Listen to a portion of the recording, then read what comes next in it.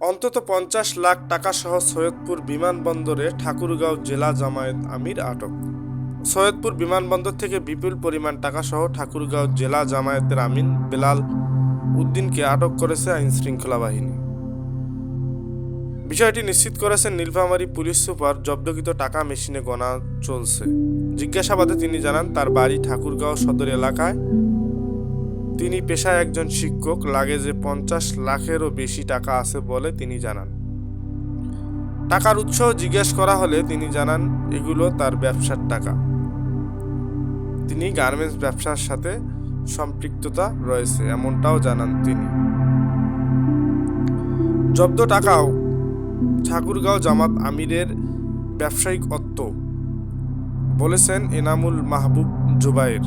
ঠাকুরগাঁও জেলা জামায়াতের আমিরকে অর্থসহ ধরার বিষয়টি অপপ্রচার বলে দাবি করেছেন জামায়াতি ইসলামীর মুখপাত্র এহসানুল মাহবুব জুবায়েরের। তিনি জানান, বিষয়টি তার ব্যক্তিগত ব্যবসায়িক সম্পত্তি।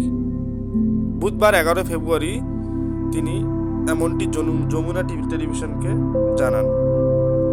এর আগে সৈয়দপুর বিমানবন্দর থেকে বিপুল পরিমাণ টাকা সহ ঠাকুরগাঁও জেলা জামায়াত আমির বেলাল উদ্দিনকে আটক করে আইনশৃঙ্খলা বাহিনী।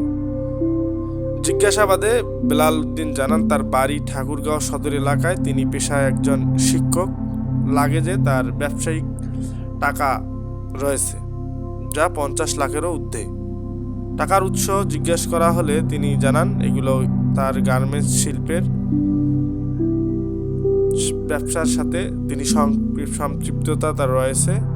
এজন্যই তিনি সে কাজের জন্যই টাকাগুলো মূলত ক্যারি করছিলেন।